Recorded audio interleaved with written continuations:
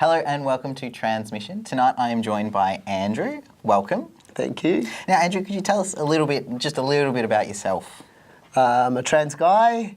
I started transition in 2009, and I've got a partner, and he went through transition with me, as in that my transition. He hasn't become a girl or something, you know. Yep. Yeah, and I've got a son. Yeah. And my own business, and I run FTM Shed along with all of that, which is a support group for trans guys. So that's my life in a nutshell. Yeah, well, hey, look, well, that's done. That's we finished now. Yeah, we finished, yeah, exactly. Done. So you went, 2009, so I hope you don't mind me mentioning, so a little bit perhaps older than other people when they sort of... Well, it's interesting. I think there's lots of guys coming out older now, but that's because, if you look at the medical situation, if I had actually applied to get any medical intervention 1 year earlier, I would have been not qualified under the rules at the time, because I didn't identify as a lesbian. I had a man as a partner. I had never been sexually attracted to women. And at that time, only trans guys were all butch lesbians, weren't they? That was all. There weren't any gay ones. Yeah, I mean, of course not. No gay men in this village. No. So no, I wouldn't have received any help anyway. So when you look at the figures of people transitioning now and the ages, we've now got the whole gamut going with the guys, because we've got the young ones coming through, of course, because it's more acceptable and natural, and the old ones because they couldn't get through before. Yeah. Okay. Well, that sort of makes sense. So, how was that? So transitioned whilst in a relationship. So that presumably means that when you first got together, were you outwardly identifying as female? Yeah. I looked like a girl. Yeah. I had double D tits and long hair and stiletto shoes and the whole bit happening.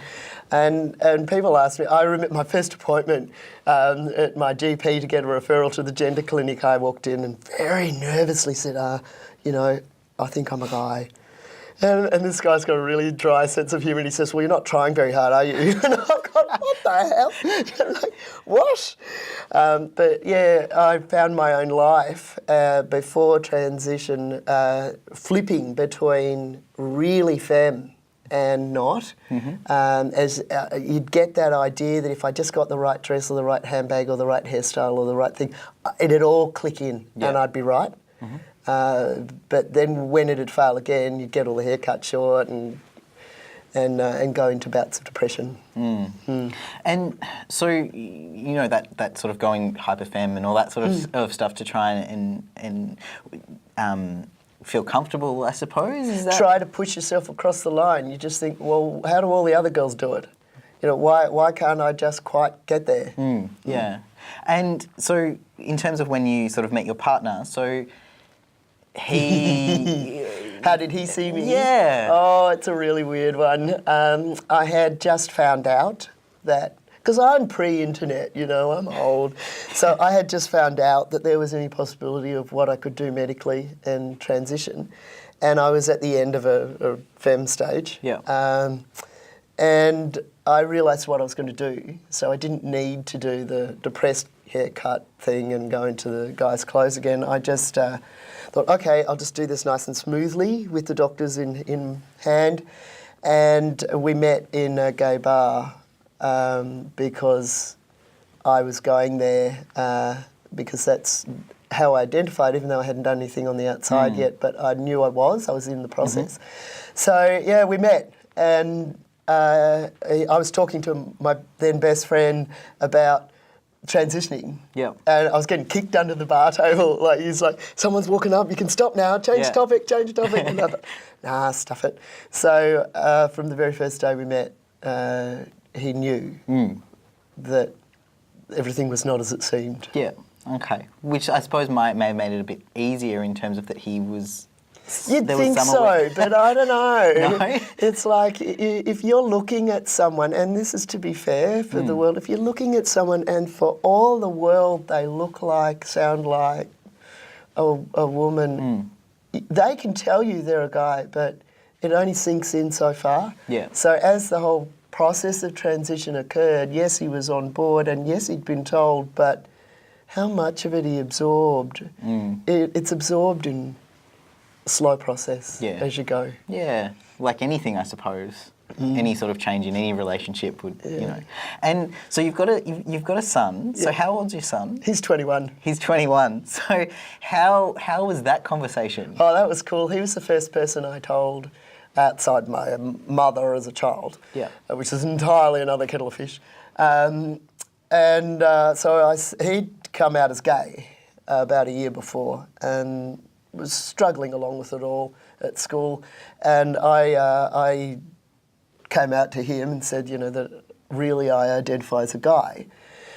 And he said, well, duh, as teenagers do, man of many words not. Duh. And I said, could you elaborate just a little bit? And he said, well, you know, he'd come home from school and say, oh, somebody jumped on his back on the way down to cricket training or something. I said, oh, well, that means they like you, you're buddies. Why are they attacking me? I don't get it, you know. So I was continually explaining male behaviour to him. Yeah. And so to him, it seemed perfectly natural that he had seen the signs and couldn't understand why the rest of the family hadn't. That's kind of cool. Yeah. Like, really? The only problem we had with my son, which I talked to the doctors about, and I think it's still out there for everyone who's got a child, is what words do they use? While he was still in the school age thing, there's no word for it. No child says to all the others, oh, this is my parent. They don't use that word. It's not common street language. And so he tried that didn't work. And I said, well, how about you call me Andrew? That's cool. So there you are with the kids, oh, this is Andrew, you know, and then Andrew leaves and all the kids say, so who's that?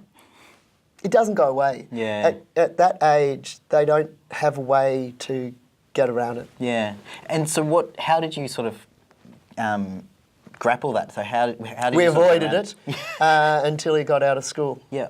And then it goes away. The minute you're at uni age or after school for working or whatever, people don't ask that question anymore. They can just say, oh yeah, this is Andrew, and when Andrew leaves, they don't ask who's Andrew. You're allowed to know adults when you're older, but as a kid, who's this adult that you were talking to? Yeah, exactly. Yeah. Well, cool. So thank you for coming in and having a slightly brief discussion about a little bit about your life. Yeah. So thank you so much, Andrew, for coming on the show tonight. Thank you. Yeah, thanks for having me. No worries. So you've been watching Transmission.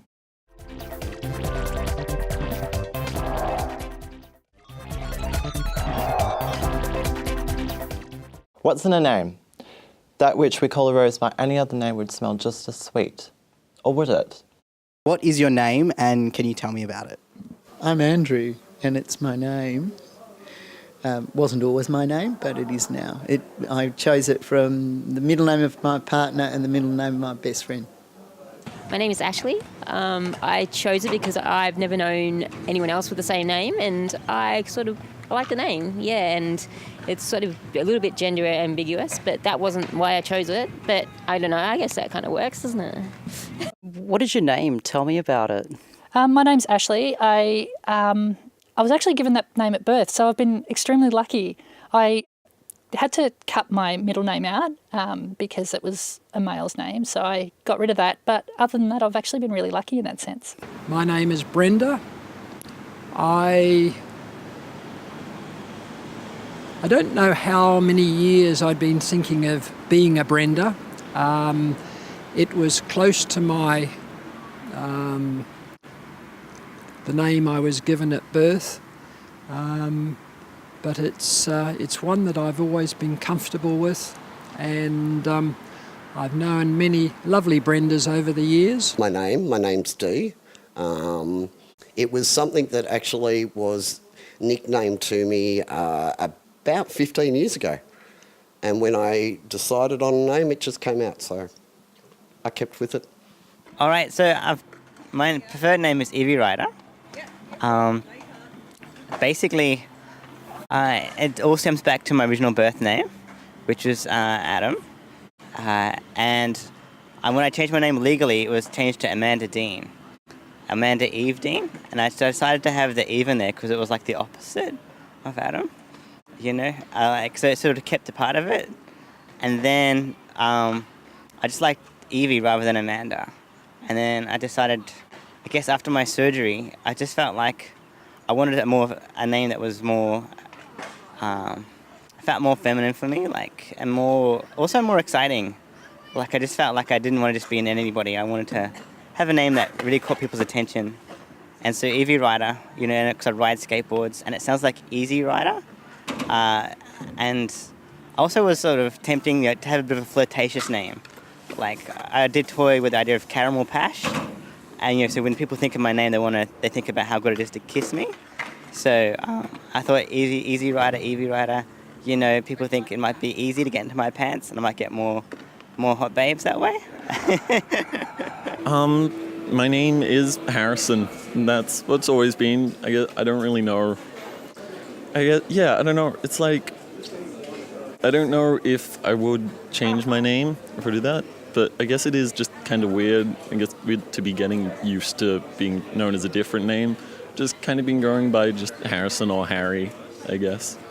My name is Jez Pez. I'll tell you the truth. So it's short for my real name, which is Jeremy Peter Wiggins. And I started using the name, so Jez Pez is short for Jeremy Peter. I started using that name because when I was doing public work like curating exhibitions or being an activist in the trans space, I was always worried that that would impact my other life outside of being trans. And I'd be discriminated against, or someone would Google me, my name Jeremy Wiggins, and find out that I was trans, and I was so afraid of that, about that affecting my employment chances of being, you know, found out and people mistreating me or teasing me or anything like this, that I used a pseudonym or a different name. And then that name, Jez Pez, just sort of become a lot bigger than Jeremy Wiggins. And now I feel like the world's much different. I'm trying to work out how do I merge the two names. My name's Karen Parker, and my name, I like the name Karen Parker for various reasons. Karen is a name that I also like the shortening of, Kaz. Lee. It's not my birth name, and I came up with that with a friend at a dinner, and I sort of saw my name more as a practical thing rather than, because lots of people think it's like, oh, let's fun, like, you know, let's have a fun name, let's play with it. But I'm like, I just need a name, and Lee just fit. Mike, my partner, suggested Lennox, and I said, oh no, that doesn't work. Lennox cake. See, it just doesn't work at all. And so eventually, after months and sort of coming across a really amazing picture book of Annie Lennox doing a lot of really, like, kind of wild genderqueer beards and stuff from the 90s, and I was just kind of like, yeah, that's cool. I'm happy to go with Lennox. I had to make it work. My name is Marley, Marlee, Alice. So my nan's name, and my nan is like my favourite person in the whole universe, his name is Marlene. So if you take the N out of Marlene, you get my name. So it's a very special name for me, and it was given to me at birth, and I'm still very happy with it. My name is Marshall. It's a family name. So yeah, it would have been my name if I was born in a Maywally. My name is Robin. I picked it because it's fairly close to my birth name, and I didn't want to change who I was too drastically, but also because I really love birds, and I tried to think of a bird name that I would be able to use as my own name as well. So I went with the Robin Redbreast, and I love red. Name is Ruben, and I guess the way I came up with the name was ex-partner and I were talking about having kids, and one of the kids' names would have been Ruben. that partner's gone, and I certainly don't want kids. But I didn't. I guess I didn't realise that what I was talking about was, giving birth to myself, I guess. So that's why I chose the name Reuben. It just is my name. My name's Sasha Ratbag. I chose it because I am involved in roller derby, and roller derby is an American sport, but being a ratbag's a very Australian thing, and I'm such a ratbag.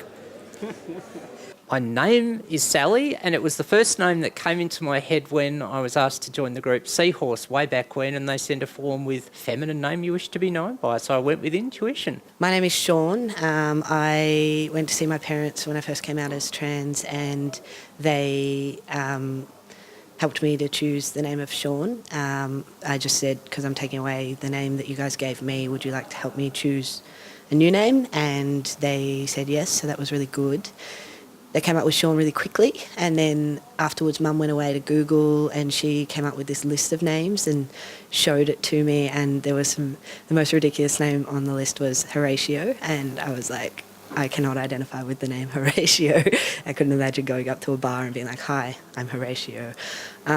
So we went with Sean, which was their original suggestion, which was really good. You're watching Transmission. Back after this short break.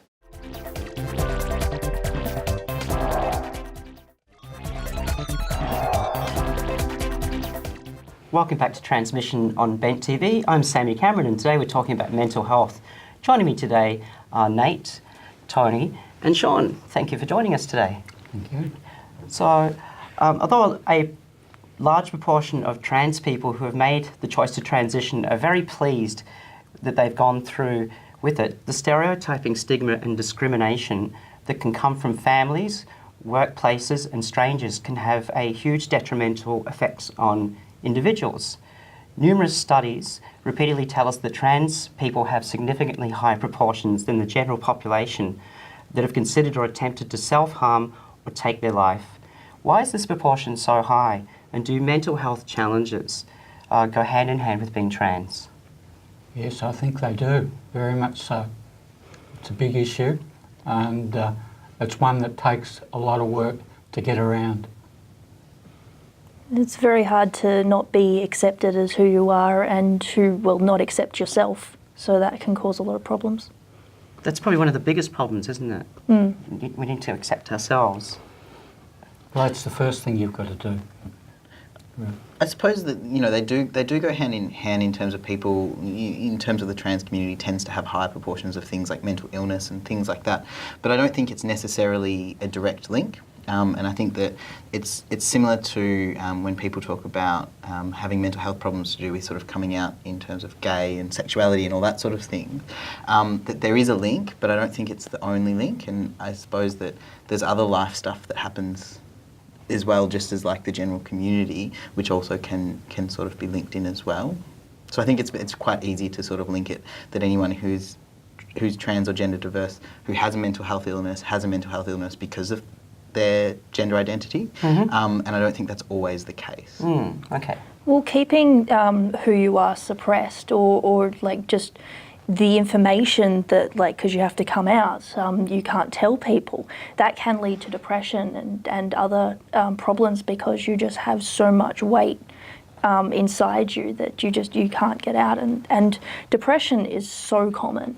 And it can come from just something like that. Yeah. And depression is a mental health issue. So when we say mental health issues are so high, we can just say depression. Yep, for sure. That and anxiety about being outed or not being comfortable where you're at. It just adds to the burden that you've got, because being trans isn't a mental health issue itself. It's what goes with it. And a lot of people have other issues in life, whether they're trans or not. Trans people, they have the same sort of issues too. So I guess we're disproportionately, there's more mental health issues amongst trans people, but the connections and links are there in some cases and not in others. Yep. Okay.